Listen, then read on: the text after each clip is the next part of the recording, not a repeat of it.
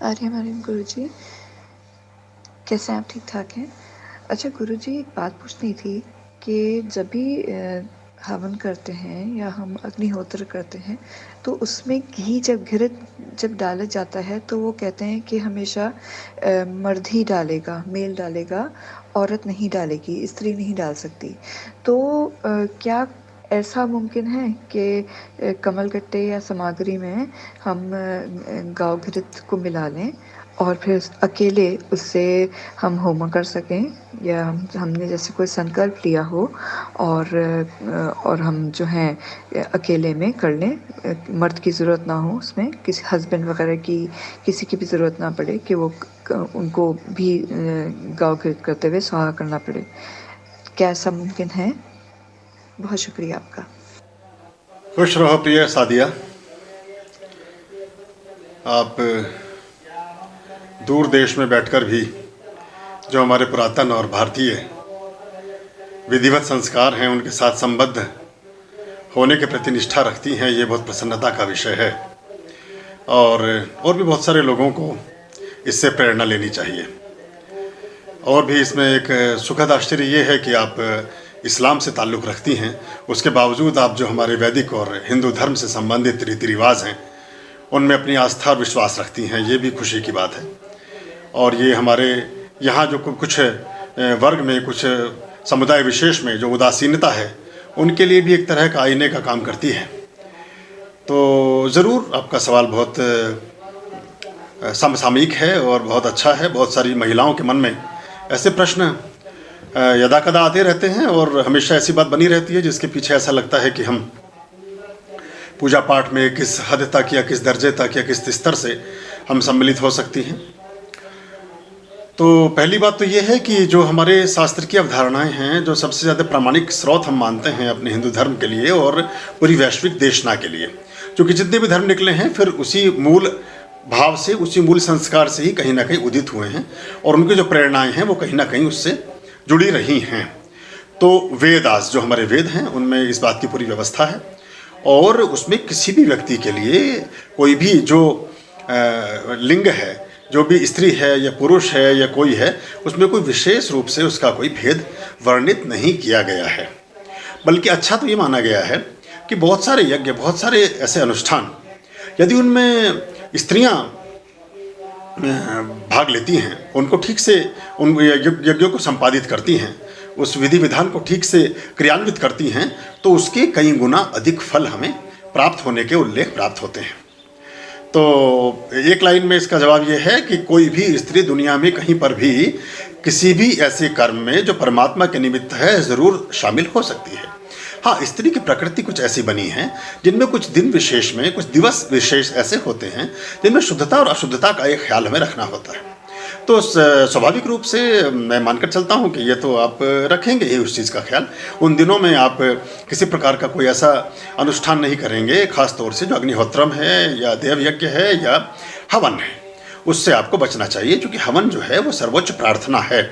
यज्ञ और हवन से परमात्मा सर्वाधिक प्रसन्न होते हैं, सबसे शीघ्र प्रसन्न होते हैं और सबसे ज़्यादा प्रभावी परमात्मिक प्रसन्नता के लिए किए जाने वाला यदि कोई कृत्य है तो वो अग्निहोत्रम है।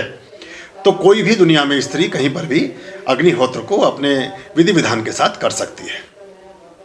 उसका एक विधान है, उसको तो सबको पालन करना है, चाहे पुरुष हैं चाहे स्त्रियां हैं, तो ये करना चाहिए। ये बीच के कुछ समय में, बीच का समय जब हम बात करते हैं तो ये 8वीं शताब्दी से और लगभग 17वीं शताब्दी तक ये 900 साल का, 1000 साल का, 800 साल का एक ऐसा कालखंड रहा है जिसमें बहुत सारी चीज़ों को लेकर के हमारे यहाँ धर्म को बहुत ही भ्रांति मूलक ढंग से विस्तारित किया गया। और परिस्थितियाँ ऐसी थी कि हम उन दिनों किसी न किसी रूप से आक्रांताओं से जूझ रहे थे। विदेशी लुटेरे जो भारत की अस्मिता और भारत के अस्तित्व को मिटाने और मारने पर तुले थे, उनसे हम संघर्षरत थे। तो उस परिस्थितियों में ऐसा लगा कि स्त्रियां, फिर देवालय सबके घरों में होते नहीं थे, तो किसी सामूहिक देवालय में जाएंगी। फिर उस देवालय में जाने से पहले यज्ञ करने के लिए जिस देवालय में आप जाना चाहती थी स्त्रियां, पहुंचना चाहती थी, उस देवालय में जाने से पहले आपको फिर स्नान आदि से निवृत्त होना होता था। और स्नान आदि की क्रियाएं सब नदी के, पोखरों के और नदियों के और गंगाओं के किनारे होती थी। तो ब्रह्म मुहूर्त में यदि आपने कोई प्रक्रिया करनी है या सवेरे करनी है, कोई प्रातः पहली होरा में करनी है, तो उस स्थिति के लिए आपको बहुत अंधेरे में घर से बाहर जाना होता था। तो वो सुरक्षा के दृष्टिकोण से और स्त्रियों के अपने मान सम्मान के दृष्टिकोण से औचित्यपूर्ण नहीं था। तो सीधे सीधे कुछ लोगों ने कहा कि भाई स्त्रियों को फिर इसमें शामिल ही मत करो आप। तो ऐसा इस वजह से इस चीज़ का निषेध किया गया। और जहाँ तक हमने घृतधार की बात की है, तो क्या होता है किसी भी यज्ञ में 3 या 4 ऋत्विज होते हैं और एक ब्रह्मा होता है। ब्रह्मा को ऐसा मान के चले जैसे यज्ञ का अध्यक्ष जो है वो ब्रह्मा होता है। कभी कभी बहुत बड़े अनुष्ठानों में 4 ब्रह्मा भी हो जाते हैं। तो इनमें विशेष बात ये होती है कि जो ब्रह्मा है प्राय वो अथर्ववेद का ज्ञाता होता है और उसी को ब्रह्मा का पद ये सुशोभित करने का एक दायित्व दिया जाता है। तो प्राय एक ब्रह्मा और 4 ऋत्विज की एक व्यवस्था रही है जो आप 4 दिशाओं से करते हैं और फिर उसको उस तरह से संपन्न किया जाता है। तो आपके जान के आश्चर्य होगा, जो ब्रह्मा और जो मुख्य ऋत्विज में जो घृत की धार के लिए जिसको नियुक्त किया जाता था उसमें प्राय स्त्रियां ही होती थी। आप देखिए जो पुत्रेष्ठ यज्ञ होता है, जो ऋषि मुनि वशिष्ठ कराते हैं भगवान श्री राम जी के जन्म से पूर्व, और उसमें आमंत्रित करते हैं तीनों रानियों को। राजा दशरथ की तीनों रानियां बैठती हैं और चौथे ऋत्विज के रूप में राजा दशरथ स्वयं बैठते हैं और ब्रह्मा के रूप में वशिष्ठ बैठ करके उस यज्ञ को संपन्न करा रहे हैं। तो उसमें जो घृतधार हैं, सामग्री की जिम्मेदारी दी गई है दशरथ को, और तीनों घृतधाराएं अलग अलग ढंग से वो तीनों रानियां उसको संपादित करती हैं। फिर इसके बाद आप देखिए जब श्री राम चढ़ाई करते हैं लंका पर और वहाँ रामेश्वरम में ज्योतिर्लिंगम का निर्माण करते हैं, जो अब ज्योतिर्लिंगम के रूप में स्थापित है। वहाँ भगवान शिव के अभिषेकम के लिए जब पूजा पाठ का प्रारंभ होता है और उसमें सबसे पहले जो नमक चमक के पाठ से रुद्राष्टाध्यायी का पाठ किया जाता है, रुद्राष्टाध्यायी से रुद्री पाठ किया जाता है, तो उसमें रुद्राभिषेक में आमंत्रित किया जाता है सीता माता को, और रावण उसके मुख्य पुरोहित हैं। रावण उसमें ब्रह्मा का रोल अदा कर रहे हैं और मुख्य ऋत्विज हैं श्री राम, और उसमें बुलाया जाता है सीता माता को। तो वो प्रश्न पूछते हैं, विभीषण भी बैठे हैं और लोग बैठे हैं, तो पूछते हैं कि आज जो है मुख्य जो यज्ञ की जो घृतधार है वो कौन संपादित करेगा। तो रावण कहते हैं कि मुख्य घृतधार जो है सीता संपादित करेंगे, और वहाँ यज्ञ में सीता द्वारा घृतधार को दिए जाने का उल्लेख प्राप्त होता है। तो ये 2-3 उल्लेख मैंने आपको ऐसे बताई। फिर इसके बाद सीता का पूरा जीवन बहुत ही कर्मनिष्ठ रहा है, बहुत कर्तव्यनिष्ठ और बहुत ही धर्मनिष्ठ रहा है। जब वो अपने जीवन में अपने परिवार के परित्याग के बाद ऋषि वाल्मीकि के आश्रम में जाती हैं और वहाँ वो उस समय गर्भस्थ हैं और 2 बच्चे उनके जन्म लेते हैं, लव और कुश। तो उनको जो विद्या वो सिखाती हैं, वो विद्या में जो घृतधार है स्वयं देकर ही उस यज्ञ को संपन्न करती रही हैं, और उस विद्या के उसके प्रभाव से ही लव और कुश सम्मोहन और संभेदन की जिस कला को सीख पाए वो श्री राम के अलावा कोई जानता नहीं था। तो जब उनके अश्वमेध यज्ञ में जो घोड़ा छोड़ा गया और उसको पकड़ लिया लव और कुश ने, पूरा एक वृत्तांत है उसका, तो वो जब उनसे चौंकते हैं कि ये कैसे संभव हुआ कि 2 छोटे किशोर बच्चे अश्वमेध यज्ञ के लिए निकाले गए, विश्व की विजय के लिए निकाले गए घोड़ों को रोक लेते हैं, अश्वमेध यज्ञ के लिए छोड़े गए घोड़े को पकड़ लेते हैं, कैसे संभव हुआ? क्योंकि उसको कोई पकड़ नहीं सकता था जब तक उस विधान को, संधान को न जानता हो। तो वो चौंकते हैं, तो वो कहते हैं हमारी माता जी हमें इस विधान को बताती हैं और हम यज्ञ करते हैं इसके शक्ति को संपादित करने के लिए। तो पूछते तुम्हारी माता जी कौन है? तो कहते हैं मेरी माता जी का नाम सीता है। तो वहाँ से पूरा एक प्रसंग शुरू होता है। तो चूंकि श्री राम के अलावा वो विद्या को जानता नहीं था उस समय, तो वो उसको देख करके चौंकते हैं। तो ये कहने का तात्पर्य ये है कि बहुत सारे ऐसे उल्लेख हैं जिनमें आप देखते जाएंगे, चाहे गार्गी हों, बहुत सारी विदुषी हमारी ऐसी देवियां रही हैं जिन्होंने बहुत सारे अनुष्ठानों में, बहुत सारी चीज़ों में स्वयं ही यज्ञ को संपादित किया है। और कहा यह भी जाता है कि जब महिलाएं किसी यज्ञ को या किसी चीज़ को संपादित करती हैं, चूँकि वो जननी हैं, वो जन्मदात्री हैं, तो वो बहुत तरह की परिस्थितियों को भी जन्म दे सकती हैं, बहुत सारे सुखों को, बहुत सारे जीवन में प्राप्त होने वाले आयामों को, बहुत सारे ऐसे टास्क्स को जिनको पुरुष बहुत लंबे समय तक भी साधना के बाद प्राप्त नहीं कर पाते, स्त्रियां बहुत कम समय में उनको अर्जित करने में सक्षम होती हैं। तो ये बहुत सारी ऐसे उल्लेख हैं। और ऋग्वेद में मेरे पास रखा है, आपको मैं अगर उसके उल्लेख बताऊंगा तो आप रेफरेंस के रूप में चाहें तो मैं एक मंत्र का उल्लेख आपको बता देता हूं कि आप देखिएगा कि 183 नंबर पृष्ठ पर है ऋग्वेद में, और ये सूक्त नंबर 22 में मंत्र 9 और 10 जो ऋग्वेद में आते हैं, उनमें पूरा एक व्यवस्था बताई गई है कि स्त्रियां किस तरह से बैठ करके घृतदार देती हैं और उनके द्वारा यज्ञों को संपादित और सुनिश्चित किया जाता रहा है।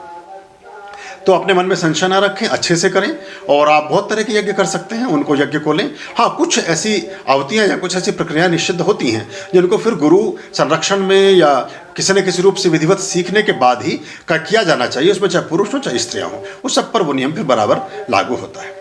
तो आपका, मैं समझता हूँ कि आपकी शंका का समाधान हो गया होगा। जो विश्वत्व के कार्य हैं उनको करने में कोई भी पीछे कभी क्यों रहे, और स्त्रियां तो सभी शुभ के कार्य में वैसे ही आगे रही हैं। और बहुत बार देखिए, इसमें एक और बात आती है जो मैं आपसे यहाँ साथ साथ साझा करता चलूँ कि स्त्रियों को अगर कभी ये कहा गया कि आप हवन में इन चीज़ों में थोड़ा पीछे रहें, वो इसलिए कहा गया कि स्त्रियों के माथे पर, स्त्रियों के जीवन में पाप कर्मों की निमित्तता बहुत सूक्ष्म रही है। वो कभी युद्ध लड़ने नहीं गई, उन्होंने हत्याएं नहीं की, उन्होंने लोगों की गर्दनें नहीं उतारी, उन्होंने कहीं बस्तियों में आग नहीं लगाई, वो लुटेरों के कभी उनकी सरदार नहीं रही, उन्होंने कोई ऐसे कार्य नहीं किए जो सिंचित कर्म के रूप में अभिव्यक्त होते हैं, यानी कि जो हम स्वयं अपने जीवन में निर्मित करते हैं। ऐसे कर्मों को नहीं किया तो लोगों को लगा कि स्त्रियाँ तो वैसे ही ये देवियों का स्वरूप है, तो आपको क्या पूजा पाठ करने की ज़रूरत है। जो हम बहुत सारे कर्म गलत कर लेते हैं पुरुषों के द्वारा समाज में स्थापित व्यवस्था में, कि जो हम बहुत सारे कर्म ऐसे करते हैं जो करणीय हैं और अकरणीय हैं, जो करने योग्य हैं और ना करने योग्य हैं, तो हम अपने प्रायश्चित के निमित्त या अपने जीवन को साफ और शुचिता को पूर्ण बनाने के लिए शायद पूजा पाठ को करेंगे, तो उन दोषों से, उन कलंक से हम मुक्त हो सकेंगे। इसलिए भी स्त्रियों को थोड़ा पीछे रखा गया। लेकिन अपने जीवन में शुभत्व की वृद्धि के लिए, अपने जीवन के उत्थान के लिए, पूर्ण रूप से समृद्धि के लिए, सभी तरह के सुखों के लिए, अपने जीवन में निजी नितांत आनंद के लिए और अपने जीवन के समग्र विकास के लिए किसी भी स्त्री को, किसी भी पुरुष को, किसी भी जातक को परमात्मा की प्रार्थनाओं को करने का कोई निषेध नहीं है। आपका जीवन सभी का सुखमय हो, आनंदमय हो, प्रेमपूर्ण हो, आप बहुत खुश रहें और आपके जीवन के सभी जो शुभ उद्देश्य हैं उनकी प्रतिपूर्ति हो, ऐसी हमारी शुभकामनाएं हैं। ओम स्वस्ति अस्तु। आर्यं शरणं शुभमस्तु, संभव करणं अरमस्तु। आर्यं शरणं शुभमस्तु, संभव